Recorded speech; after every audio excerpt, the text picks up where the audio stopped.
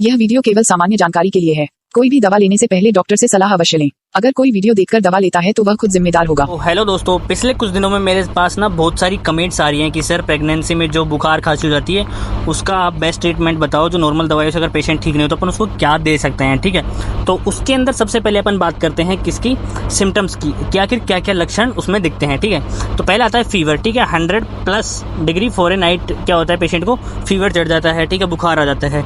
Second number पे है कफ, कि पेशेंट को क्या है, बार बार खांसी आने लगती है। ठीक है, उसके बाद में चिल, उसको बहुत ज़्यादा ठंडा लगने लगेगा। ठीक है, सर्दी लगेगी, कंपी लगेगी। फोर्थ नंबर पे आता है फैटिगनेस। सीधी सी बात, अगर ज़्यादा टाइम तक फीवर रह रहा है तो शरीर में थकान आ जाती है। ठीक है, शॉर्टनेस ऑफ ब्रेथ, खांसी है तो उसको सांस लेने में प्रॉब्लम आएगी। ठीक है, ठीक से सांस नहीं ले पाएगी। और बुखार की वजह से क्या होता है, पूरी बॉडी में दर्द हो जाता है और सर में भी क्या होता है, दर्द होने लगता है। ठीक है, ये सारे सिम्टम्स अपने को पेशेंट में देखने को मिलते हैं। ठीक है, लेकिन ये सारे जो सिम्टम्स है, बुखार क्यों होता है, इसके पीछे कॉजेज़ क्या है। ठीक है, तो ये होता है वायरल इन्फेक्शन की वजह से, कि आखिर कोई बॉडी में कोई वायरस घुस गया तो उस वजह से। ठीक है, बैक्टीरियल इन्फेक्शन की वजह से, अगर बॉडी में कोई बैक्टीरिया घुस गया, कोई पैथोजन घुस गया तो उस वजह से।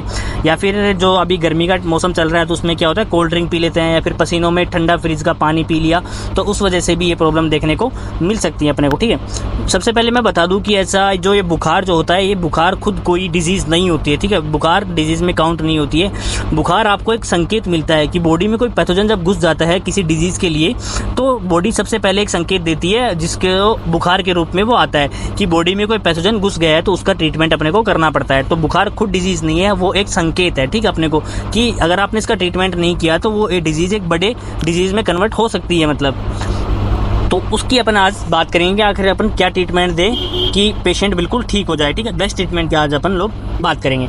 तो सबसे पहले अगर पेशेंट को बुखार आ रहा है तो अपने को ज़रूरत पड़ेगी जो प्रेगनेंसी में सबसे सेफ ड्रग जो मानी जाती है, अगर दर्द है या फिर बुखार है, तो पैरासीटामोल 500 mg की टैबलेट आप पेशेंट को एक टैबलेट सुबह, एक दोपहर और एक टैबलेट शाम को दे सकते हैं। ठीक है, तो पैरासीटामोल की एक टैबलेट आप पेशेंट को हाथों हाथ देंगे खाना खिला करके, ताकि उसका बुखार बहुत जल्दी उतर सके। ठीक है, इसके अलावा कोई भी कॉम्बिनेशन एसिक्लोफेनेक या डाइक्लोफेनेक का कॉम्बिनेशन आप कभी भी यूज़ मत कीजिए, इसके साइड इफेक्ट्स हो सकते हैं। नेमोसाइड भी आप यूज़ मत करिए। 10 PCM की टैबलेट दीजिए, जिससे बुखार भी उतर जाएगा, पेशेंट का सर दर्द भी बिल्कुल खत्म हो जाएगा। तो अब पेशेंट का बुखार ठीक हो गया। सेकंड नंबर पे अब कोई पैथोजन घुसा है बॉडी में तो उसको खत्म करने के लिए अपने को एंटीबायोटिक चाहिए होगी। ठीक है, तो एंटीबायोटिक में अगर बेस्ट की बात करूँ मैं, तो सेफुरोक्साइम 250 mg की जो टैबलेट होती है उसको अपन पेशेंट को एक बार सुबह और एक बार शाम को खाना खाने के बाद में दे सकते हैं। ठीक है, तो ये जो टैबलेट है वो अपन एकदम बेस्ट टैबलेट आपको बता रहे हैं कि अगर ज़्यादा पेशेंट को दिक्कत है, नॉर्मल दवाई से ठीक नहीं हो रहा है, तो अपन ये सेफुरोक्साइम टैबलेट यूज़ करते हैं। ठीक है, अगर पेशेंट को मान लेते हैं कि नॉर्मल फीवर है, नॉर्मल बुखार है, तो उस केस में अपन क्या सकते हैं, सिफेक्सिम 200 mg की जो टैबलेट आती है वो भी अपन सुबह शाम एक एक टैबलेट यूज़ कर सकते हैं। लेकिन अगर फिर भी पेशेंट ठीक नहीं हो रहा तो आप सेफुरोक्साइम 250 mg की टैबलेट यूज़ कर सकते हैं। ठीक है, उसके बाद में थर्ड नंबर पे आता है कि जो खांसी अगर उसको है तो उसके साथ में अगर उसको कोल्ड लग रही है, सर्दी कंपी लग रही है, ठीक है, तो उसके साथ में जुकाम भी है उसको, या छींकें आ रही हैं, ठीक है, तो उसको ठंडा लगेगा तो एंटी एलर्जी का अपने को एक टैबलेट चाहिए होगी। ठीक है, जो कि उसको जो जुकाम वगैरह जो ठंड उसको लग रही है उसको खत्म करे।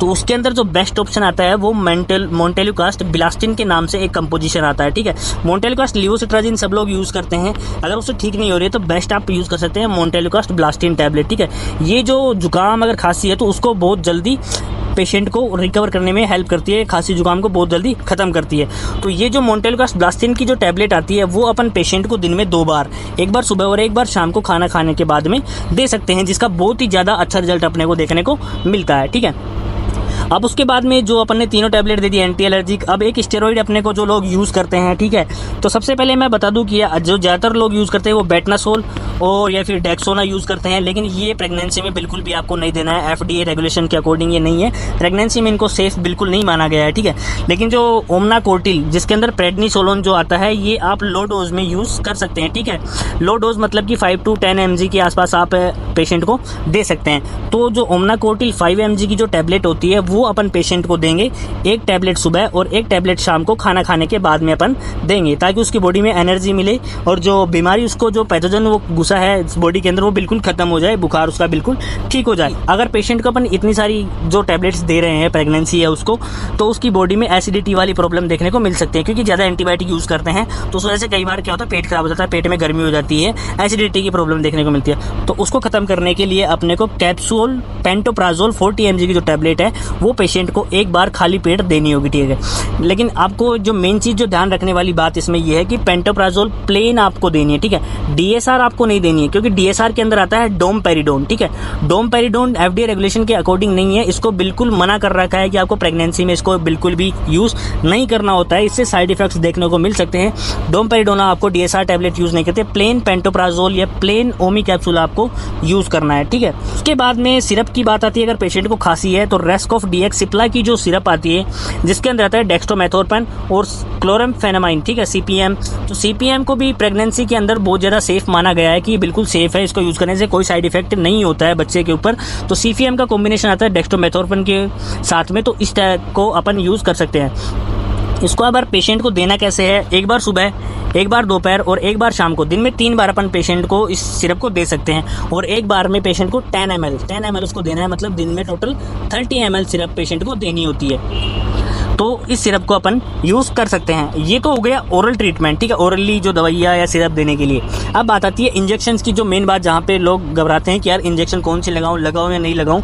तो ये जो सेफिरोक्साइम एंटीबायोटिक अपन ने सेलेक्ट की है, इसका ग्रुप होता है सेफेलोस्पोरिन, ठीक है। सेफेलोस्पोरिन की कोई भी ड्रग आप यूज़ करो, जो सिफेक्जिम है, सेफेलोस्पोरिन है, सेफेलोस्पोरिन में ग्रुप में जो आती है सिफेक्जिम है, सेफिरोक्साइम है, सेफेडोक्सिम है, ये टैबलेट आप यूज़ करो तो उनका कोई साइड इफेक्ट नहीं होता है। सेफेलोस्पोरिन ग्रुप बिल्कुल सेफ माना गया है, ठीक है। तो अब अपन आते हैं इंजेक्शंस पे।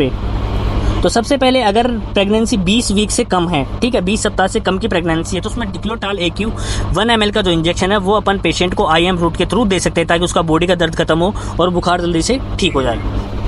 अब उसके बाद में जो इंजेक्शन आता है वो है इंजेक्शन एक्यूजोन 1 ग्राम, जिसके अंदर आता है सेफ्ट्राइएक्सोन। ये भी सेफेलोस्पोरिन ग्रुप का इंजेक्शन है, ठीक है।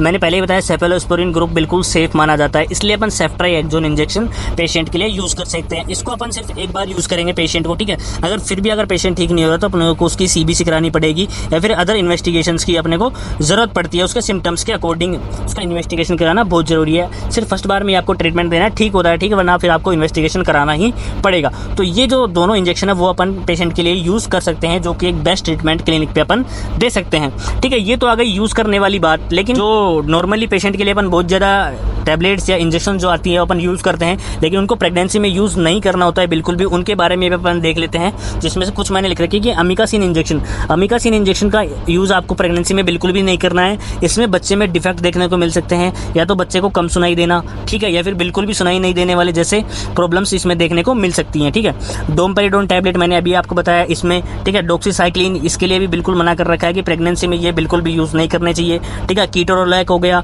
डाइक्लोफिनेक हो गया, एसिक्लोफिनेक हो गया, ये सारी चीज़ें पेन किलर्स जो है ये भी अपने को बिल्कुल भी प्रेगनेंसी में यूज़ नहीं करनी चाहिए, ठीक है। तो इन चीज़ों का ध्यान रखना है और उस हिसाब से अपने को प्रेगनेंसी के अंदर ट्रीटमेंट देना है, ठीक है। और पेशेंट को हमेशा ठंडी चीज़ें खाने के लिए मना करनी चाहिए, जैसे छाछ हो गया, दही हो गया, फ्रिज का पानी हो गया, ठीक है, और घी हो गया, जिससे कि खांसी उसकी ठीक नहीं हो पाएगी अगर पेशेंट ज़्यादा घी खाएगा।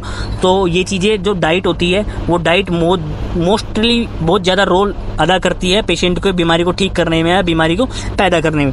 तो ये जो ट्रीटमेंट आज हमने बताया आपको कैसा लगा हमें कमेंट में बताइए। अगर आपकी कोई क्वेरी है तो डिस्क्रिप्शन में हमने लिंक डाल दिया टेलीग्राम ग्रुप की, आप उस पर ज्वाइन करके हमें कोई भी क्वेश्चन पूछ सकते हैं। थैंक यू, जय हिंद, जय भारत, धन्यवाद।